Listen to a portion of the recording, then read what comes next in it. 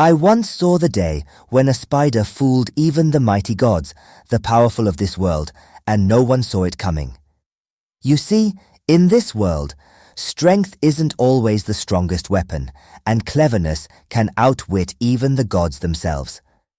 Don't be too quick to judge the small, for sometimes the smallest can hold the most power. I remember that day like it was yesterday. The sun was setting, painting the sky with fiery oranges and purples, but the mood around the village was darker. Something strange was happening at the edge of the forest, something I could not explain. You know how the elders always say that everything in nature has its place, right? Well, that day, it seemed the world was out of balance, and it all started with Anansi, the spider. Anansi, that trickster, that crafty little creature who always found a way to get what he wanted, was causing a stir. Now, if you've ever seen a spider up close, you'll know they're small, delicate, and often unnoticed. But Anansi was no ordinary spider. His webs were not just for catching flies, they were traps for the unsuspecting, and his mind, sharp as the thorns of the baobab tree, always had a plan. Unlike the lion, who roars to announce its strength, or the elephant, whose might is felt in every step, Anansi never relied on brute force. Instead, he used his brain. His ability to weave words, to twist reality, was unmatched. Some said he could make you believe the sky was falling when it was only clouds moving. And it was this very gift, or curse, that led to the most unbelievable day. It all began with the gods. The gods, as mighty as they were, had gathered in the sky to decide who would be the ruler of all creatures, who would control the great treasures of wisdom and knowledge. They decided that whoever could bring them the most wisdom, the greatest trick, would be crowned the ruler. The gods already knew that no animal could outwit them, for they held power over the land, the sun, the rain, the wind, everything. But then came Anansi, looking no different than any other spider you'd see around the village. His black, shiny body gleamed in the afternoon sun. His legs were thin and long, and his eyes glistened with something other than fear. He walked up to the gods, not even making a sound. They didn't even see him at first.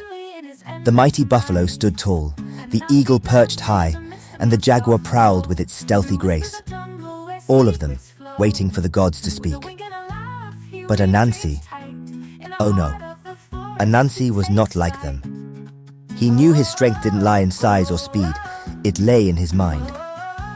Wise gods, he spoke, his voice almost as soft as a whisper, yet it seemed to echo in the air. I come to present you with wisdom, a wisdom unlike any you have seen before. The gods laughed. You, small spider? What wisdom can you bring us that we do not already know? Anansi smiled, that small, knowing smile. I will show you the wisdom of the world, but you must trust me and accept my challenge. They all agreed, thinking this would be the easiest challenge to win. But they did not know what they were about to face.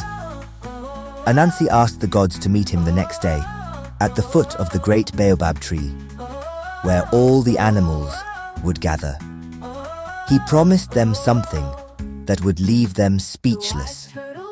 The gods, eager to see this small creature fail, agreed. The next morning, I was there. I had heard the whispers in the village that something big was going to happen, but I didn't know what. I watched from behind the bushes, where the baobab's roots spread wide into the earth, and there stood Anansi, ready for his challenge. Anansi asked the gods to give him a riddle. Give me a challenge, he said, and I will show you that wisdom is more powerful than strength. The gods looked at each other, rolling their eyes. Very well, said the eagle. We challenge you to answer this riddle. What is the most valuable thing in the world, which is invisible, but can make kings and queens bow down." Anansi's eyes twinkled. He thought for a moment and then said, "That is simple. The answer is knowledge." The gods looked surprised, but they quickly dismissed him. "That was too easy," the buffalo said. But Anansi wasn't finished. "I have one more challenge," he said, "one that will prove once and for all who is the wisest among us." The gods, curious now, nodded their approval. Anansi then asked them to look at the sky. "See how the clouds move, how the wind dances. You must catch the wind in a net, and if you succeed, then you will be crowned the ruler of wisdom." The gods, being strong and mighty, laughed at such a foolish task. They had all the power in the world, but how could they catch the wind? One by one, the lion, the eagle, the buffalo, and the jaguar all tried, using their strength, their claws, their beaks. But no matter what they did, the wind slipped through their grasp. They were unable to catch it. And then Anansi, the spider, began to weave. His silk threads moved so fast, it was as if he was dancing with the wind itself. He didn't try to trap the wind like the others did. No, he simply used his web to guide it, to let it slip through, and in the process, he caught it in his own special way. The gods stood there in awe, speechless, unable to believe their eyes. Anansi had done it. He had outsmarted them all. From that day on, Anansi became the ruler of wisdom, not through strength or might, but through his cleverness and cunning. He taught the animals of the forest that it's not always the biggest, strongest, or fastest who triumph. Sometimes it's the ones who think differently, who use their minds rather than their muscles, who change the world. Anansi's story has traveled far and wide across Africa, carrying with it a deep message. Never underestimate the power of wit over strength. This story teaches us humility, patience, and the value of wisdom. It shows that greatness is not just about how big or strong you are, but how smart you can be in the face of challenges. The story resonates deeply in African communities, where cleverness, resourcefulness, and the ability to outthink adversity are highly valued. It reminds us all, especially the young ones, that we all have the power to be leaders, even if we are small, like Anansi. This story wasn't just about being clever. It was about believing in yourself and using your mind wisely. It taught me that even when faced with great challenges, like outsmarting gods, courage and cleverness can lead to victory. And as we all laughed and celebrated Anansi's triumph, I understood that wisdom is not just for the powerful, it belongs to everyone willing to learn. So remember this tale. No matter your size or strength, your mind is your greatest tool. Like Anansi, you can weave your own path through life's challenges if you dare to be clever and brave.